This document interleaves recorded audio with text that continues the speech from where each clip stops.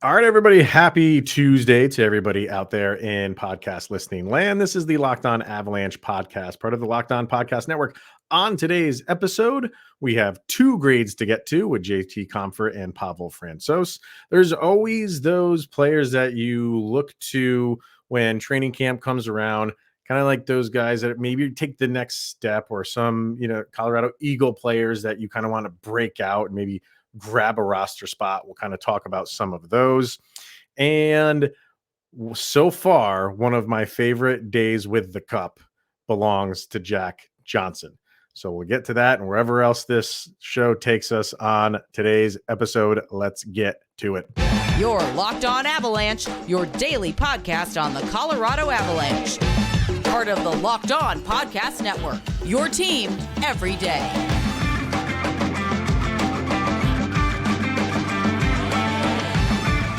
If you go to Ben and Jerry's up in Vermont, like the home of Ben and Jerry's, they have a where you can actually, no shocker here, you can get ice cream. They have people, they're serving you ice cream. They have this bucket called the Vermonster. And it's like, I want to say it's 30 scoops of ice cream. It might be 20. It's either 20 or 30, but I don't think I'm wrong in saying it. You could probably look it up. It's probably on their website. And I think that's what Jack Johnson was going for his day with the Cup. But we'll get to that later. First things first, thank you for joining us and making this your first listen of the day. That's always appreciated. He is Mr. Shaggy Von Doom, Kyle Sullivan. I am Chris Maselli, your humble host here at Locked On Avalanche. Follow us on our social media outlets, LOPN_Avalanche on Twitter, Locked On Avalanche on Instagram. Questions, comments, concerns, opinions, lockedonavalanche@gmail.com. And follow us on our YouTube channel over on YouTube. Hit subscribe, get notified when a new show goes live. Because we were off last week, we still put up polls for grades. And we have two of them to get to. And that's where we will start today. We did JT Compher. We did Pavel Francouz. We are going in alphabetical order. So we're going to start with JT Compher. And we actually started putting these polls up on YouTube as well. And somebody asked to do that. And I was like, why didn't I do that to begin with? So I apologize for the YouTube people missing out on the first few players, but you're in it now. So on YouTube, 65% gave JT Compher a B. On Twitter, 60% gave him a B. And on Instagram, same thing, but 58% gave him a B. So B's across the board for our social media fans. Where did you go with Mr. Compher? I gave JT Compher a B minus, and this was something I sent to you when the grade came out. If he didn't have the playoffs that he had, he would have the exact same grade of Cogliano. When we are talking about Cogliano's efforts, well, you gave Cogliano I think it was just a C. Was it a C? I think you're right. Yeah. Okay. It was you know what? Who'd we start off with that you gave a D? I believe that would be Abe Kubel. Okay. I don't know why I was mixing those two up, but yeah, go ahead. But honestly, that playoff effort that he put, he was a completely different, you had to classify him as playoff JT Compher. And it was what you always knew he had, and what you saw, you loved, and you could see the team buying into that confidence. So yeah, he definitely gets a B minus from me because of the playoff performance. And I think that's going to be a theme for a lot of these grades, is they got bumped up because of how they performed in the playoffs for most people. And for him, yeah, he did get bumped up. And I was going back and forth, and I'm not getting some, regret here. But maybe I didn't bump him up enough. So I kind of had him at a C, and I bumped him up to a C plus because of his playoff performance. And I couldn't just bring myself to give him a B minus, even though maybe I should have. I don't know. I'm kind of feeling guilty about it now, because you look over his stats for the year, and it was probably his best season with the Avs. It was for points just in the regular season with 33, which beats his 18-19 year by 1 point. But go ahead. You were going to say something about it. Yeah, and it's kind of the perk with us like having the plus and minus that we can add to our grade, like we're almost right there. Like you're at a C plus, I'm at a B Right. minus. We're almost meeting there, and it's because of me falling in love with the playoff performance and you falling in love. Like it kind of brought us to this point, and it's just how much did you love his performance compared to everyone else on the team? And like we're honestly right about there, but I mean we're not far off. And that playoff performance did bump him up. Like, yes, he had a good, consistent regular season for JT Compher, but the playoffs just made him a star. Where a lot of people around the world watching the Stanley Cup kind of took notice of him. Yeah. Well, Hopefully, he doesn't let down next year. But but you know what I think it was for me why I couldn't get him to a B plus, because yeah, his playoffs were very good, but most of it was in the middle. Most of it was that Edmonton series. He had the 2 goals in the final game against St. Louis, and then followed that up with 2 more in the first game against Edmonton. So there he was kind of like he was on a roll. And then in the Stanley Cup final, he had 1 point, and it was an assist in game 1.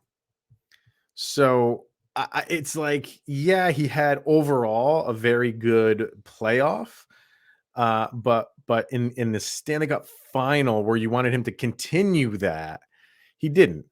And I think if he just had a couple more points, I'm not asking him to do what the top line is doing. And it's not all about the points. I get that. It's never completely about the points, but he's capable of for your bottom 6 guys. He should be kind of leading everybody in a lot of departments, including scoring for your bottom 6. So if he just had, a couple goals, a few more assists, just to flesh out his postseason, easy B minus B. But I think I dinged him a little bit just because the Stanley Cup final, you just put up an assist. You played well overall. You weren't a liability. You never really are, and you're always hustling. But when it came to the point production, just wasn't there in the final. yeah, there's a reason why he's outlasted Tyson Joe, Burakovsky, and Donskoy when it comes to that, that hovering bottom 6, like, or that, those players that you're always looking to package out. Like, there's a reason JT Compher is still here, and it's that potential that he can bring and the performance that he gave, like you said, in the middle of the playoffs. Yeah. Yeah. So, and like you said, like I'm C plus, you're B minus. There's nothing in between them. Nope. It's very, very close.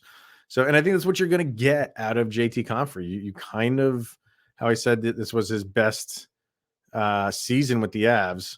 Yeah, 33 points over 70 games. That was 70 is the most he's played. Let's see. There were his faceoffs were the best of his career. Is over 51% for faceoffs. You know what you're getting in JT Compher. And I think for Avs fans, they're happy with what they're getting out of him.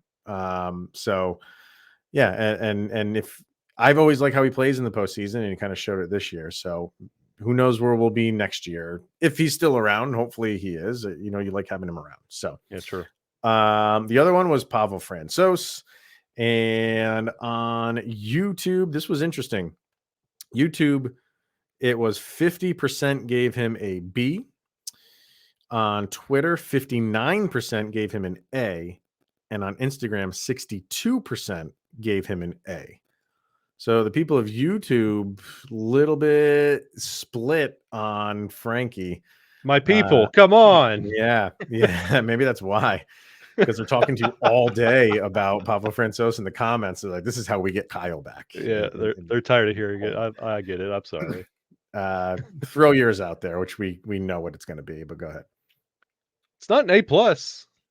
It's just a flat A. It's a flat A. It probably would have been an A plus if he would have, to take from all the small things, carried us home and took that starter position and actually won the cup on the ice. But it was a flat A. You did exactly what you needed to do. You came in there, you played stellar stand-up goaltending. You did what you needed to do. Like, and that's all we ask out of every grade. Do what we ask you to do. Contribute to the team, and like help us not take a step backwards. And in a backup role, Pavel Francouz did exactly what we asked.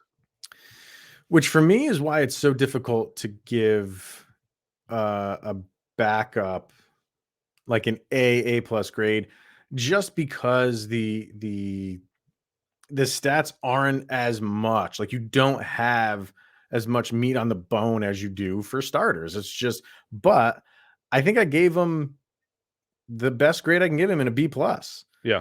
You know what I mean? Like, so if he plays some more games, I think, you're going to get that A minus, maybe A, but you really have to be splitting time for me to kind of get there for backup. But like you said, he absolutely did what you were asking him to do. He absolutely did what a backup is supposed to do.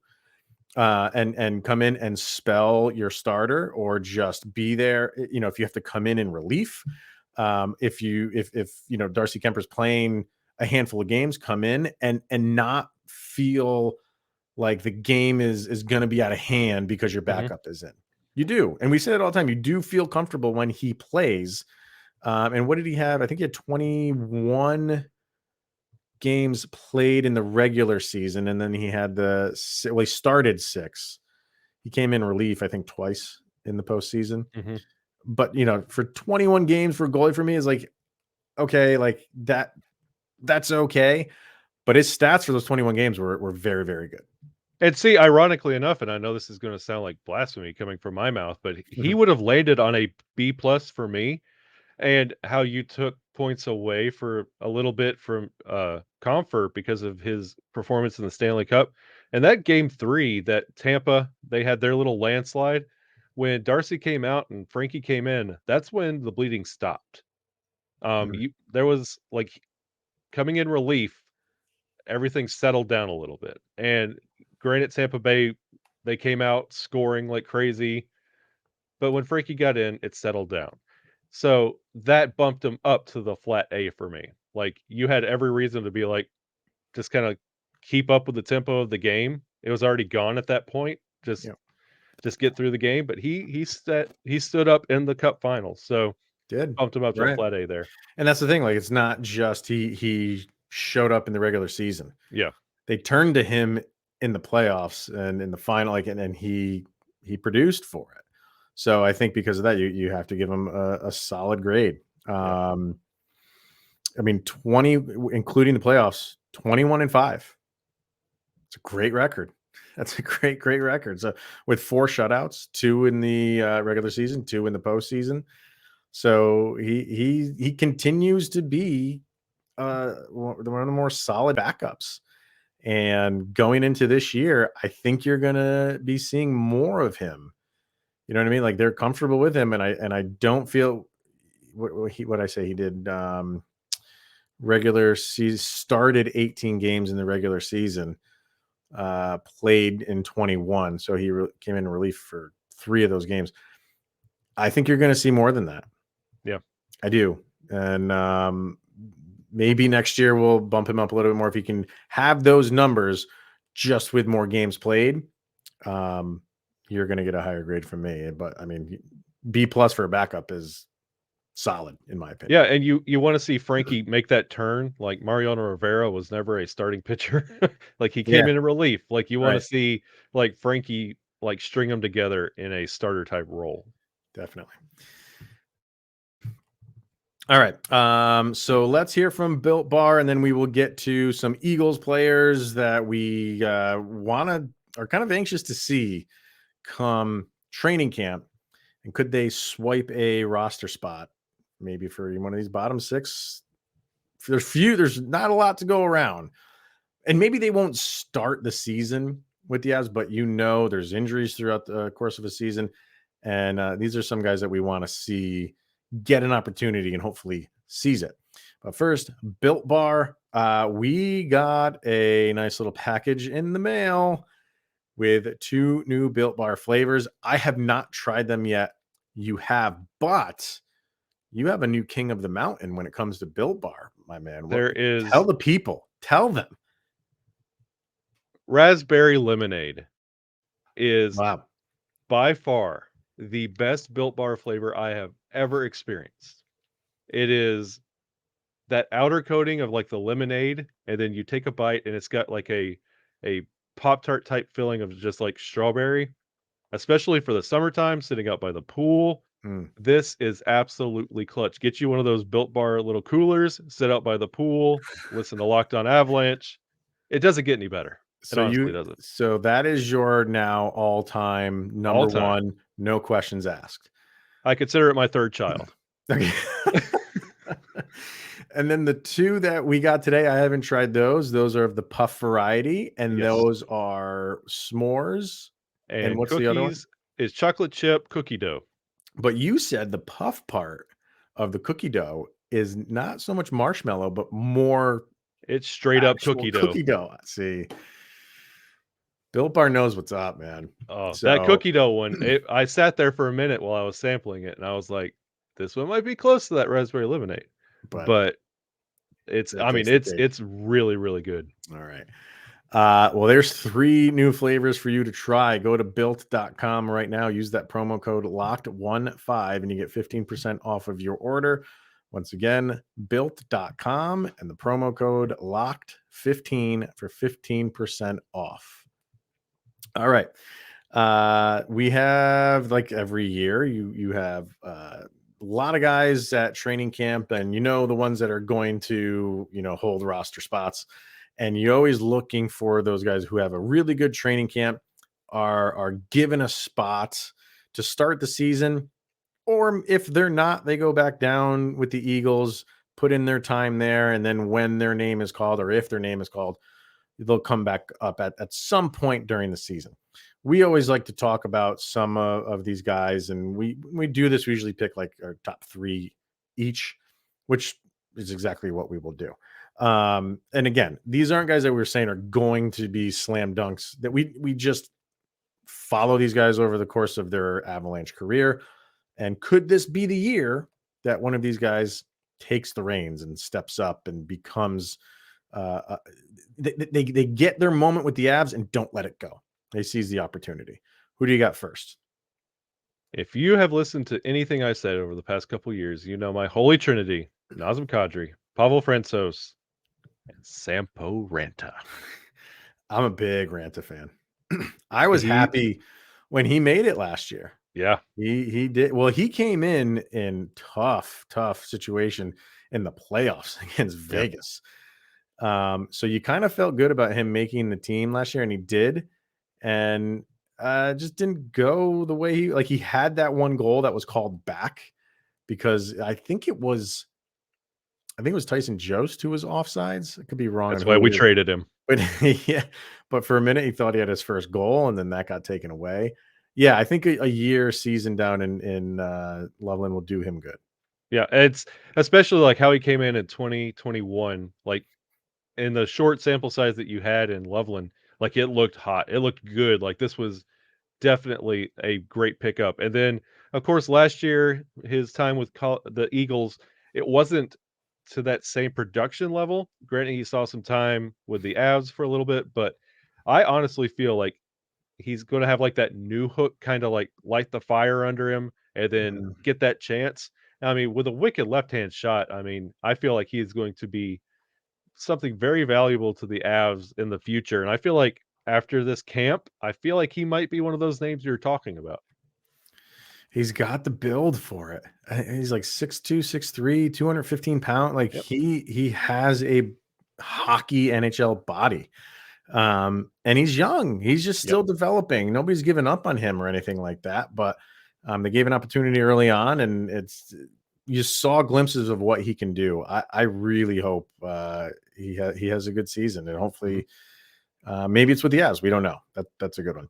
For me, I'll start off with, maybe if you're ranking Avs prospects, this guy is number 1 or number 2, and that's their most recent number 1 first round draft pick in Oscar Olaussen. Yeah.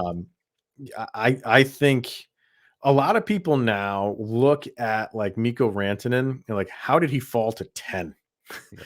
I think you're going to have the same thing with Oscar Olaussen. And how did he fall to 22? I think it was, with the Avs. He's got to build, get some more meat on his bone and bulk up a little bit, but not like, I mean, he's pretty much already there. This guy can fly, and this guy can score. Yeah. So maybe it's not this year, but could be one of those things where they just make, if he has a really good camp, they give him a shot like they did with Sampo Ranta last year and see what happens in the first 7 games. And if not, you can always send them back down. But this guy is going to be, for years to come, something that the league's going to be like, how did this guy fall so far in the first round? He's an exciting player, and he fits well with this app, how they like to play. Speed, not afraid to shoot, can score. Just sometimes gets moved off the puck a little bit, but that's, you'll come around to stuff like that when you just start filling out a little bit more. And I think the sky's the limit for Olaussen right now. I like him a lot. With everything that you see out of Olaussen, like you playing like fantasy hockey manager, like how you want your team to look. Could you imagine a line with like New Hook, LOC, Olaussen? Like, come on. Yeah, that would be wow. That Oh, you couldn't keep up with them. yeah, You would not exactly. be able to keep up with them. That would If be you're gonna have Nuke on that second line as like that big body and possibly Nas or somebody else of that caliber on that second line, you have the three-headed monster at the top. Talk about just 3 waves just hitting you in 3 different facets of the game. Like that's what you want. Olaussen could bring it, especially if he could bulk up just a little bit and keep that speed. Bring it on. That'd be the new kid line. Oh yeah, We would take that name right from the Rangers. That would be the new kid. That would be an exciting line. So, who's your second? this would definitely be Jean-Luc Foodie. Foodie. Love that guy. Talk about speed. Holy God. It's what you want, like especially like with every player that we're naming, like just imagine all of them making the team, and we're not having to talk about your Abe Kupels or what. Like we're filling it up with roster players like this, and like Foodie, his contributions, like if he could get his speed and like get that shot dialed in just a little bit, like get a little bit of consistency in the shot. Foodie he's that Olaussen type player. Like he can bring so much once he sees the game at the NHL level just a little bit more. And I think for Foodie, like he had to kind of jump into kind of like a league above quicker because of COVID. Yeah. I think he was playing in the Quebec League and they shut down. So they allowed those guys to go play in the AHL, which he did. And I think he was maybe a year before he was ready to do that. So he had to jump in and just go for it. Yeah. And he did well. But I think that long term, he's going to look back and say like that really helped me out. Yeah. Jump in there earlier than I really was ready to. And I think, I really want to see how his camp goes because there was things he needed to work on, kind of puck handling he needed to work on, but that dude is a bullet. Yeah. And you're always looking at guys like Logan O'Connor. He's going to challenge. I mean, Nathan McKinnon and probably Cale Makar. I think Cale Makar is faster than Logan O'Connor, but they're kind of neck and neck. He is going to be right there. You're probably going to have Nathan McKinnon, Cale Makar, and then when and if he ever makes the roster, Jean-Luc Foodie is going to be a speed demon on the ice, and he can score too. He'll be the fastest skater in 5 years. He could be. He's electrifying. Yeah. So he's an exciting one to look for too. For me, my second one, I'm not expecting anything out of Shane Bowers. I would just love to see it for multiple reasons. Because you root for a guy like this. Like he's had an up and down career. I think a lot was expected of him just being a first round pick. And it hasn't worked out, but it's still there. Like, and this is how, you always say like, you need to give guys opportunity. People develop at different speeds. So I want to see him succeed because of that. But I also want to see him succeed because this would just make that Matt Duchene deal all the more one-sided. It's already one-sided and lopsided.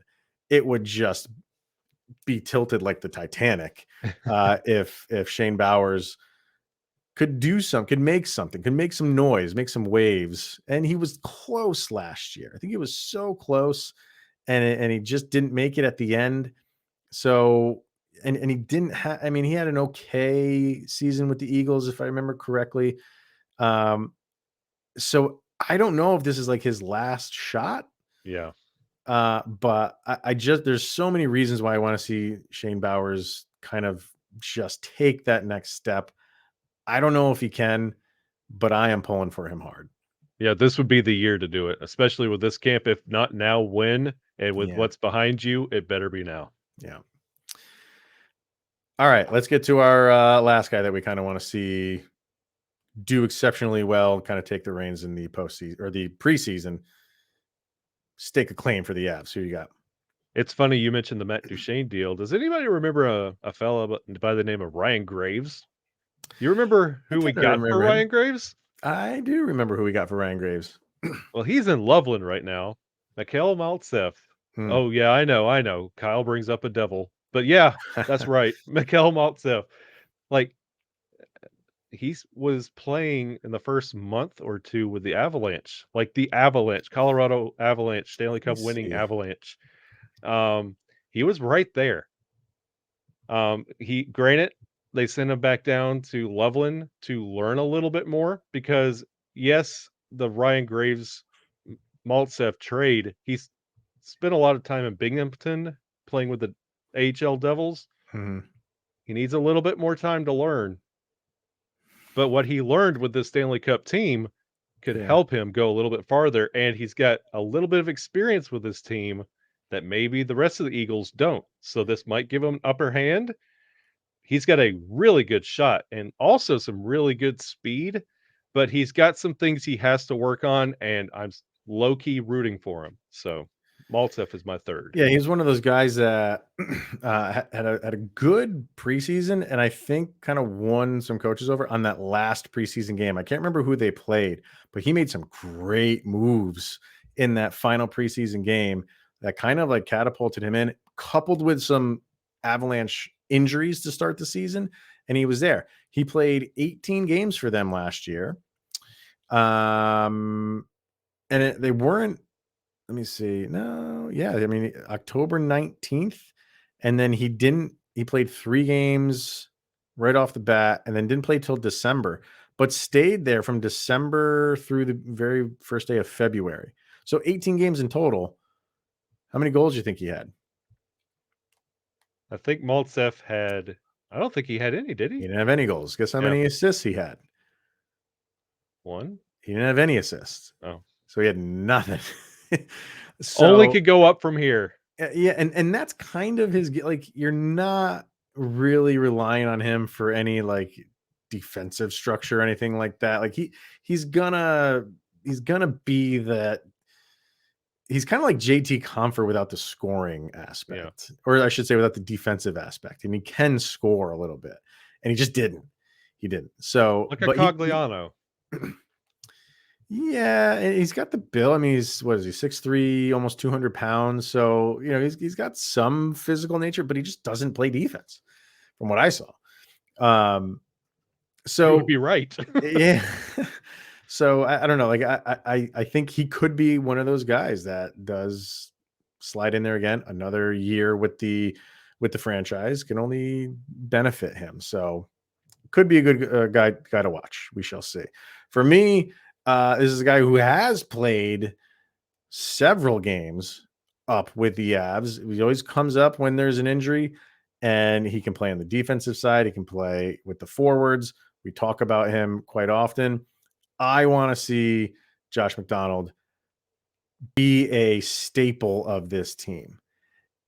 And it could happen if, we're talking about Sammy Girard and all the trade talk swirling around him. And if Sammy Girard does get traded, you have to ask the question, all right, who's taking his spot? Is it Jack Johnson, if they're going to re-sign him? Is it who'd they just sign? Brad Hunt. Is he going to take that spot? I'm rooting for McDonald to take that spot. And they just re-signed him. So there's a commitment there. Yeah. There's a commitment. Like they believe in where this is going. And if that is a Sammy G trade, like we've covered a lot of forwards that could fit the JT Compher role.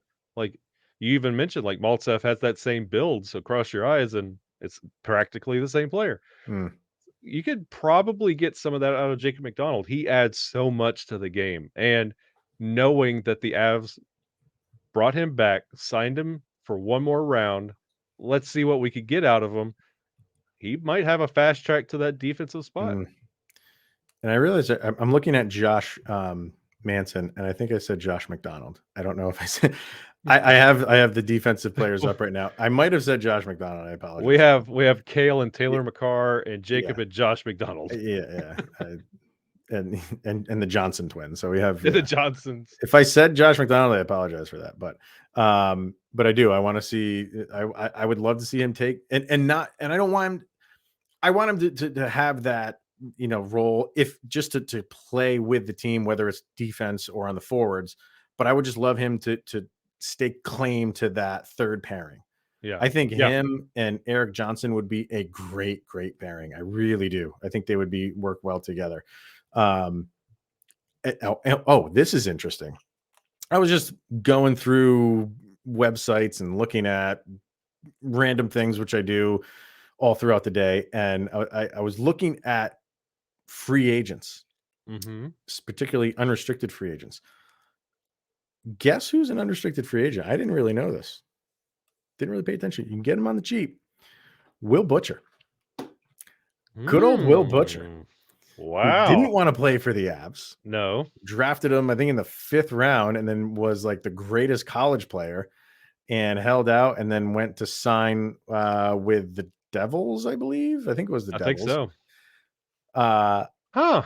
He's had a pretty decent career, and they traded him to Buffalo, and now he's a unrestricted free agent.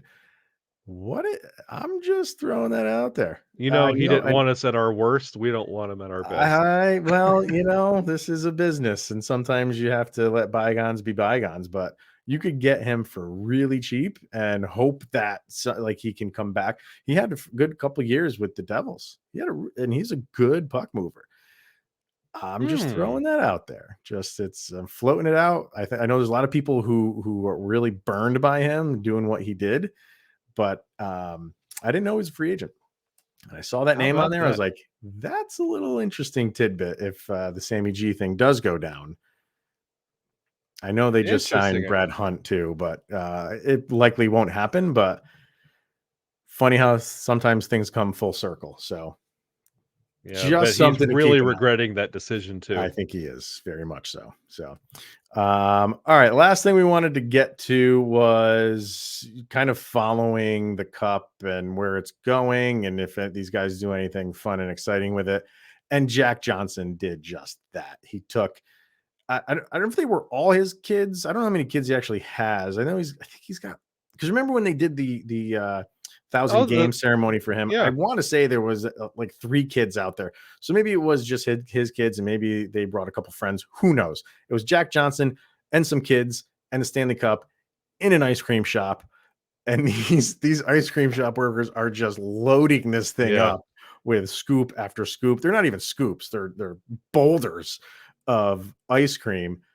You got your sprinkles on top. They were dumping chocolate sauce in this thing. I'm like, that is what I would do, without a doubt. Like right now, there's only been a few guys that have had the cup, but in my opinion, it's going to be tough to top what Jack Johnson did.